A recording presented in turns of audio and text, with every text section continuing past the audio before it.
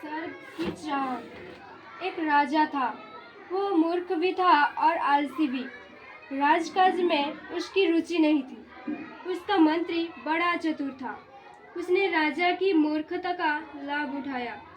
प्रजा से प्राप्त होने वाले धन का एक भाग वो अपनी तिजोरी में डाल देता था। उसने ढेर सारा धन इकट्ठा कर लिया। मंत्री राजा की झूठी प्रशंसा करता। राजा को प्रसन्न देखकर वो उनसे मनचाह कार्य करा लेता था। एक दिन राजा ने मंत्री से कहा, यदि मैं मर गया तो? मंत्री ने उसकी बात पूरी न होने दी। बीच में ही बोल पड़ा, मरे आपके दुश्मन, मेरे रहते आप कैसे मर जाएंगे? पहले मैं मरूंगा, फिर आप। मंत्री की इस बात का प्रभाव राजा के मन पर पड़ा। वह प्रसन्न हो उठा। एक दिन राजा अपने मंत्री के साथ नगर दर्शन के लिए निकला। रास्ते में उसने कुछ लोमड़ियों को शोर मचाते देखा। उसने पूछा, ये रो क्यों रही है? मंत्री ने उत्तर दिया, इन्हें शीत सता रही है। इनके पास कंबल नहीं है, इसीलिए ये रो रही है। वापस जाने पर राजा ने मंत्री को पर्याप्त धन दिया और कहा, इस धन से अच्छे ऊन का कंबल लेकर लोमड़ियों को दे दिया जाए। मंत्री मन ही मन मुस्कुराया। उसने सारा धन अपनी तिजोरी में डाल दिया। कुछ दिनों बाद राजा मंत्री के साथ शिकार पर जा रहा था। रास्ते में उसे फिर लोमड़ियां मिली। इस बार भी वो शोर मचा रही थी। राजा ने पूछा, अब ये क्यों रो रही है? मंत्री ने उत्तर दिया, महाराज, ये रो नहीं रही है, आपको देखकर ये जय जयकार कर रही है। राजा ने प्रसन्न होकर मंत्री को शाबाशी दी। राजा मंत्री के साथ नदी तट की ओर जा रहा था। रास्ते में एक सूअर दिखाई पड़ा। उससे पहले राजा ने सूअर नहीं देखा था। कुतूहलवश उसने मंत्री से पूछा, ये कैसा जानवर है? मंत्री ने उत्तर दिया, महाराज, ये हाथी का बच्चा है। हाथी खाने का रसोइया इसे भोजन नहीं देता है, इसीलिए ना तो ये बढ़ सका है और ना मोटा हो सका है। राजा क्रोधित हो उठा। उसने कहा, रसोइया को कल सवेरे ही कठोर दंड दो और मेरे खजाने से धन लेकर इस हाथी के बच्चे को अच्छे से अच्छा पौष्टिक भोजन देने का प्रबंध करो। मंत्री ने कहा, जो आज्ञा।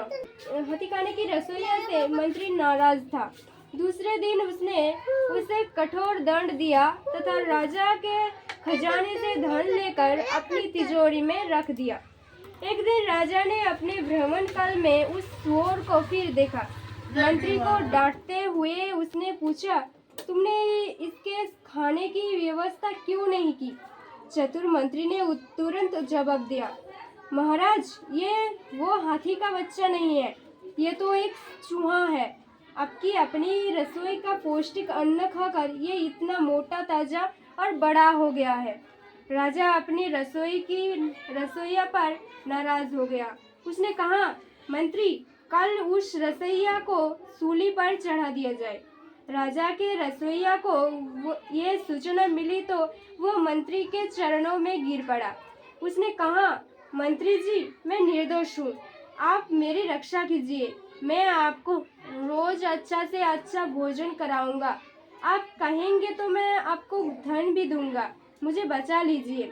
मंत्री ने कहा, ठीक है, कल तुम ठीक समय पर फांसी के तख्ते पर आ जाना और मैं तुम्हें बचा लूंगा। सूली पर चढ़ाने का समय आ गया। राजा और मंत्री भी पहुंच गए। रसोइया को लाया गया। उसके गले में फंदा डाला जा रहा था। तभी मंत्री ने कहा, रुक जाओ, रुक जाओ। लोग रुक गए। मंत्री ने राजा को समझाया, महाराज, ज्योतिष के अनुसार ये समय फांसी के लिए ठीक नहीं है। इस समय इसे फांसी दी गई तो ये स्वर्ग चला जाएगा। ये तो दंड न होकर पुरस्कार हो जाएगा। राजा स्वर्ग का इच्छुक था। उसने आज्ञा दी, रसोइया को छोड़ दिया जाए। उसने फिर कहा, इस समय सूली पर चढ़ने वाला स्वर्ग जाता है और मैं स्वर्ग जाना चाहता हूँ। मेरा मंत्री सदैव मेरे साथ रहा है, इसलिए मेरी आज्ञा है कि पहले मंत्री को और फिर मुझे सूली पर चढ़ा दिया जाए। मंत्री को अपनी करनी का फल मिल गया, उसे फांसी पर लटका दिया गया। उसके बाद ही मूर्ख राजा को भी सूली पर चढ़ा दिया गया। मूर्ख राजा और अत्याचारी मंत्री की स्वर्ग यात्रा का समाचार पाकर सारी प्रजा सुखी हो उठी।